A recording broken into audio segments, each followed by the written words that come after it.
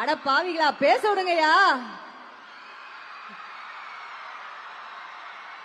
கியூட்டா இருக்காங்க ஒவ்வொருத்தரும். அவ்வளவு ஹாப்பி. இவ்வளவு நேரம் சோகமா இருந்தாங்க, அக்கா நான் பேச முடியாது அக்கான்னு.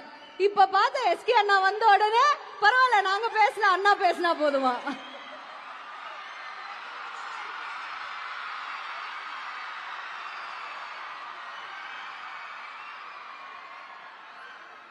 ஓகே, இப்பொழுது மதிப்புக்குரிய திரு சிவகார்த்திகேயன் அவர்கள் நமக்காக பேசுவார்.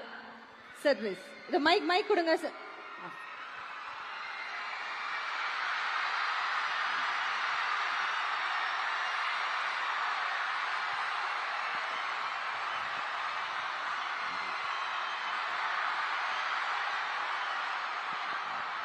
மாண்புமிகு தமிழக முதல்வர் அவர்களுக்கும்,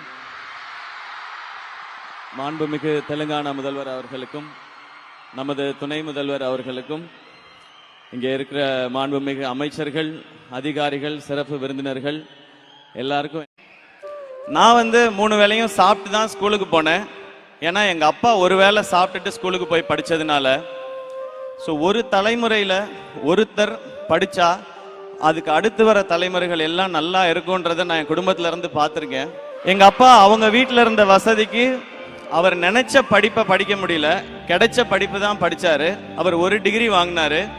ஆனா அவருடைய பையன் என்ன 2 டிகிரி படிக்க வச்சாரு, பிஇ எம்பிஏன்னு. எங்க அக்கா 3 டிகிரி முடிச்சிட்டாங்க, பிஇ எம்பிபிஎஸ் எம்டி எஃப்ஆர்சிபி முடிச்சிருக்கிறாங்க.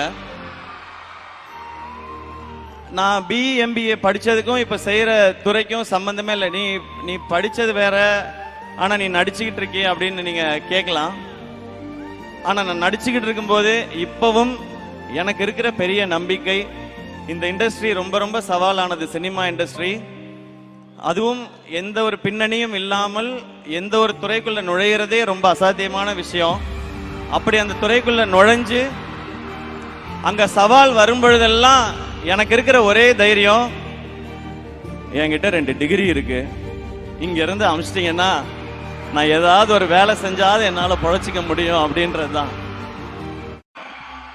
ஒண்ணு சொல்றேன், லைஃப்ல நீங்க ஜெயிக்கணுமா, இல்ல சம்பாதிக்கணுமா, வீடு வாங்கணுமா, கார் வாங்கணுமா, இல்ல சக்சஸ்ஃபுல்லா இருக்கணுமா, அம்மா அப்பாவை பாத்துக்கணுமா, எல்லாரும் முன்னாடியும் மரியாதையா இருக்கணுமா, எல்லாருக்கும் சமமா இருக்கணுமா, ஒன் ஸ்டாப் சொல்யூஷன். படிங்க, மார்க்குக்காக கொஞ்சம் படிங்க, வாழ்க்கைக்காக நிறைய படிங்க. நான் மார்க்குக்காக படிச்சேன், ஆனா வாழ்க்கைக்காக படிச்சேனான்னு தெரியல, அது அனுபவத்துல வருது. நீங்க மார்க்குக்காக படிக்கிற அதே நேரத்துல வாழ்க்கைக்கான தேவையானதையும் நிறைய படிங்க. இங்க இருக்கிற அத்தனை பேருக்கும் ஒன்னு சொல்லிக்கணும்னு தான் நினைக்கிறேன். உங்க எல்லாராலையும் இப்ப நீங்க என்ன செய்துட்டு இருக்கீங்களோ அதை தாண்டி ஒன்னு செய்ய முடியும். அது எதை வச்சு சொல்றேன் அப்படின்னு கேட்டீங்கன்னா, என்னாலே முடியும் போது உங்களால இன்னும் நிறைய முடியும்.